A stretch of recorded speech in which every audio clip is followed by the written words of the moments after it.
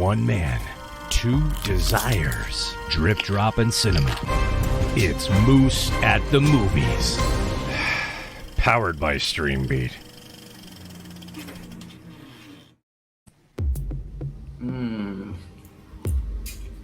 I love this. It's a butter situation. All right, is my mic on? Let's do this. Ladies and gentlemen. Arguing about the Nasus over KZ.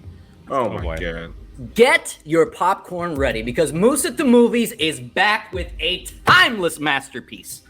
See, everybody loves a sequel. Empire Strikes Back, Godfather 2, Deuce Bigalow, European Gigolo. All instant classics, okay? See, every studio loves to milk their franchise IP for every last drop, and Hangover Time is no different. That's why tonight we're going back to Utah in 2007, where a group of tween heartthrobs are rocking an elaborate set of loud bucket hats, immaculate blonde frosted tips, and randomly breaking into slightly offbeat, awkward choreography in the halls of East High School. That's right! Tonight, Moose at the Movies is breaking down one of the most popular and instant classic sequel films in all-time history, Disney's High School Musical 2. That's right. The second installment of this High School Musical franchise focuses on every kid's favorite season, summertime. See, the film opens reintroducing us to our all-star cast on the last day of school. So naturally, the students celebrate the way every kid does, by breaking into a jaw-dropping musical number to head into the summer break. Will the Wildcats be able to stay all in this together with everyone going their separate ways for the summer? Something tells me some wacky shenanigans will keep them all close, considering they still have an hour and a half left in this film.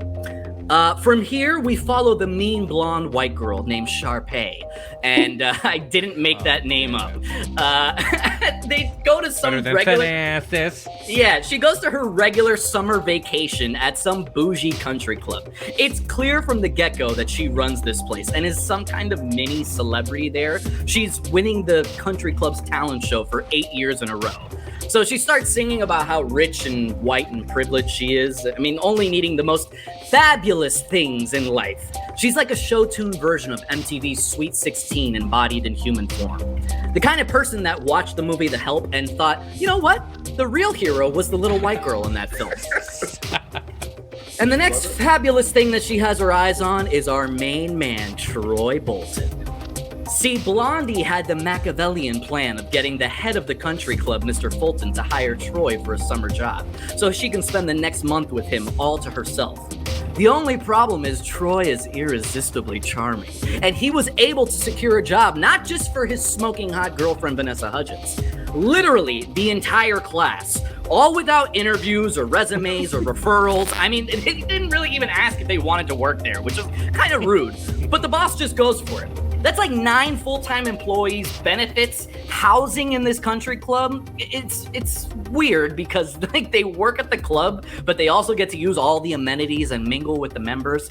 Never seen anything like that, but let's roll with it. So now the entire school is basically working at this, ultra luxurious waspy country club. Some days they're breaking into song at the kitchen staff. Some days they break into song on the golf course. And some days they break into song, just to feel the rhythm in your soul, right, guys?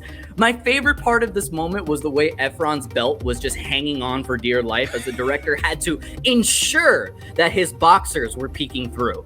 I mean, Disney had to push the limits a bit since this is the sequel, Show a little Abercrombie and skin.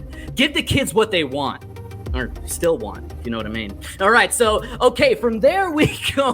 The movie takes a really sharp U-turn here for a second. So realizing they went 45 minutes without showing a single basketball and they need to get the guys back involved, Troy runs into a local college coach at the country club who starts actively recruiting him on the spot. I mean, if the NCAA was there, if they were watching this, they would have had a field day. He's giving him free gear, inviting him to games, talking him up like he's the max player that's going to push them over the top for a championship. Now Troy is feeling himself, and he even ditches his teammates and day job to hoop with the cooler, color-synchronized college kids. I thought you were going to say colored kids. I really... You saw what I did there? Wordplay! Okay. And their booster-donated Chevy Denali. Okay, so realizing he's changed, Troy gets dumped by his girlfriends.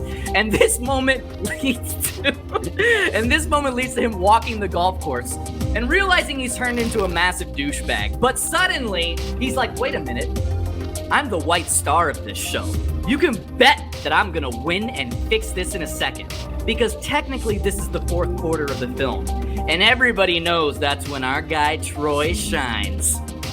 Troy owns up to his mistake. This is the final stretch, guys. Troy owns up to his mistakes and gets the entire cast to rally behind him and take on Sharpay in the talent show. Together, they can create a breathtaking musical number that will end her reign as queen and establish them as the best entertainment child labor law staff in the entire state. But the only way they can do it is if they're all in it together. See, bringing it back around. That's what we do here. With his main squeeze by his side, Troy and the rest of his ragtag gang deliver an iconic performance, stealing the title from Sharpay and getting the rest of the group back together in perfect harmony right before the end of the summer. Disney's High School Musical 2 isn't just an easy cash grab. It's a bona fide classic, all right? It elevates the franchise to new heights and the soundtrack that shot up the Radio Disney charts and my personal workout playlist, okay? That shit gets me amped!